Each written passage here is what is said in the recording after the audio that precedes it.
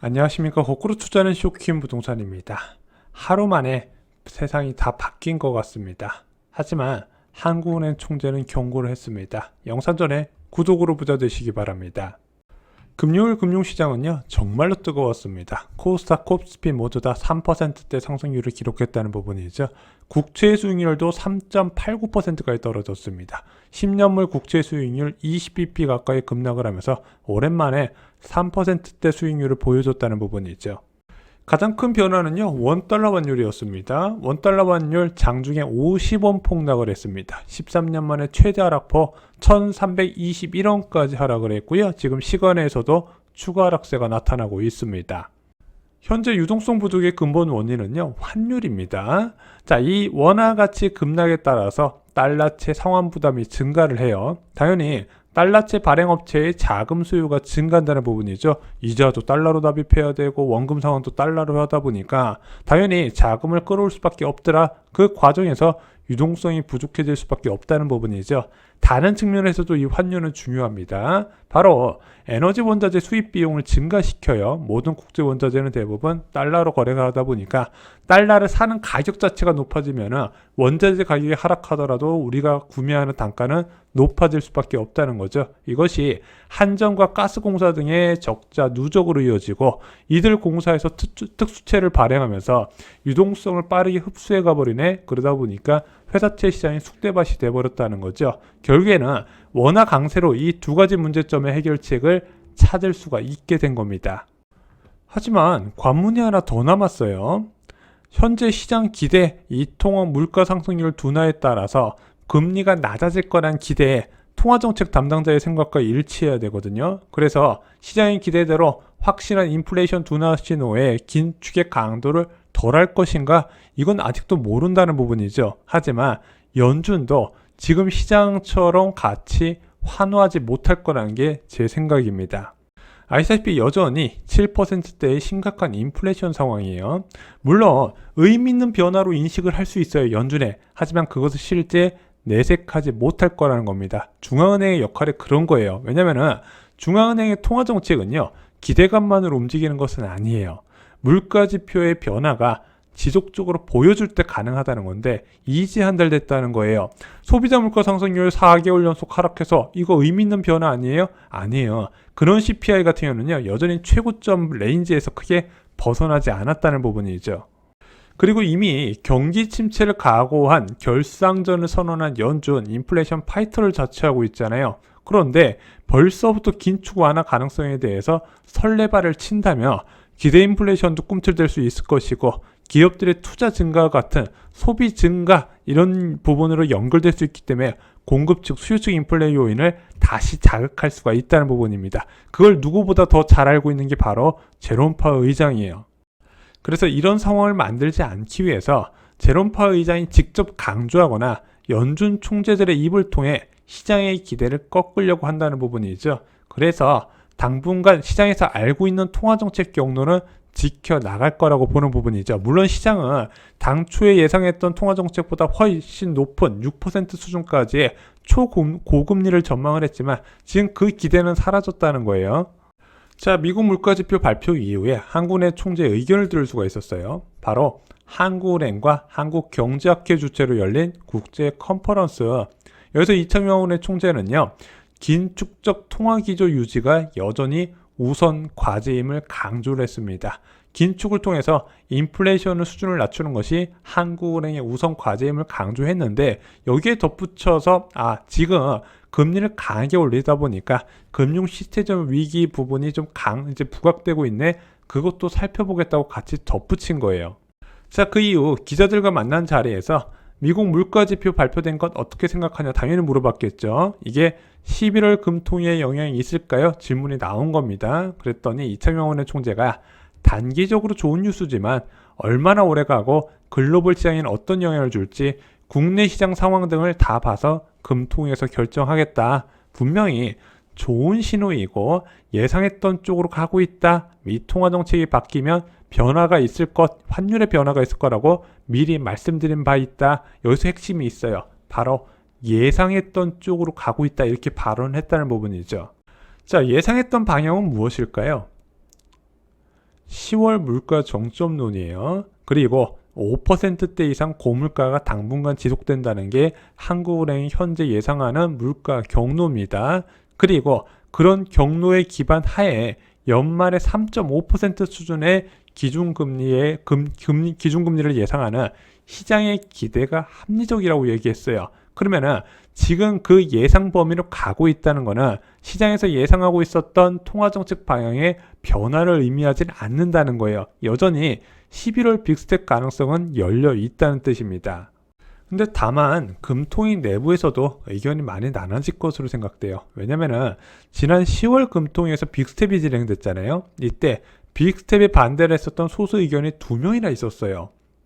게다가 이 시기에는요, 연준이 12월 달 FOMC에서 75bp 빅 자이언트 스텝을 밟을 거라는 기대가 컸는데 그 이후에 시장 전망이 바뀌었죠. 75bp에서 50bp만 올리는 부분.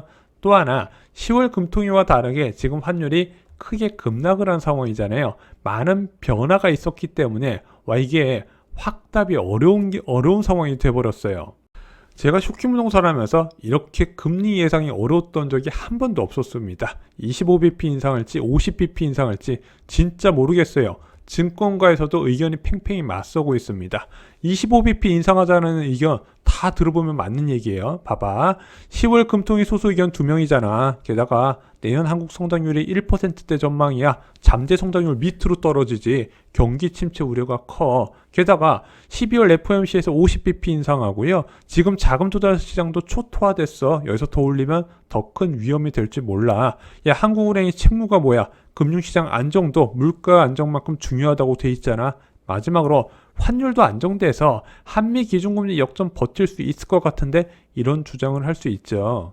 근데 50bp 인상 주장하는 의견도 들어보잖아요. 다 맞는 이야기예요. 일단 10월 물가 상승세가 확대되고 있잖아요. 물가 안정을 최우선 목표로 둔 다음에 물가가 오르고 있네. 게다가 한미 기준금리 역전도 고려해야지. 미국에서 12월 FOMC에서 50bp 올려도 기준금리가 4.5%야. 한국이 25bp 올리면 3.25%야. 과거 역전폭 범위를 넘어서 버리네. 게다가 자금 시장 경색은 재정 정책으로 해야지 왜 모든 금리를 조정을 하냐. 지금 뭐 재정 정책도 아니죠. 관치 금융으로 해결을 하고 있죠. 게다가 환율 추세도 봐야지. 지금 환율이 더 문제를 일으키게 되면 자금 시장 경색이 더 심해지고 물가 불안도 확산된다. 환율 측면에서라도 50bp 올려야 된다는 주장이 있다는 겁니다. 자, 기관들의 전망도 너무 달라요. 노무라 증권은 11월 달에 25bp 올릴 것을 주장을 했고요. 피치에서는 50bp 올릴 것을 주장을 했습니다. 솔직히 예상이 안 되는 부분이에요. 이런 와중에 여러분들 좀 알고 계시면 좋은 게 일단 11월 금통 이후에도 고물가는 이어질 것으로 보여집니다. 10월 소비자 물가 상승률이 5.7%로 전월 대비 상승률이 확대됐죠. 전기, 가스, 수도 요금이 10월 달부터 인상돼서 그렇습니다. 그런데 3분기 한국전력 적자 규모가 나왔는데 또 7.5조 원, 올해 누적으로 21조 8조 원이 늘어난 것으로 되어 있습니다. 이제는 못 버틴다는 얘기가 나와요. 전기요금이 내년에 최대 40%까지 인상되더라. 근데 이 전기, 가스, 수도 요금이요. 전체 물가에서 석유류 제품만큼 가중치가 높고요. 다른 서비스 요금 인상 부분의 파급 효과도 적지가 않다는 부분이죠. 당장 봐도 아파트 관리비만 해도 바로 올라버린다는 부분이죠. 자, 이런 고물가 기조 때문에 지금 통화정책의 반향 전환을 기대하기는 너무 성급하다는 의견이 많이 있는 거예요. 자, 금요일날 금융시장 변화에 현재 부동산 커뮤니티는 기대감이 넘쳐요. 보세요. 특히 규제지역 해제된 곳은요. 진짜 호재 중에 호재거든요. 뭐 부동산 전화가 불이 났느니 이런 얘기 많이 들리잖아요. 그럴 수 있어요. 게다가 환율 급락하고 주가가 급등을 했습니다. 하지만 제 개인적으로 걱정되는 게 만약 이런 기대감이 넘치는 상황에서 빅스텝이 나오면 타격이 클 거라고 생각해요. 물론 빅스텝 안 하고 25bp 베이비 스텝만 올려도 추가 하락은 불가피하다는 부분이죠.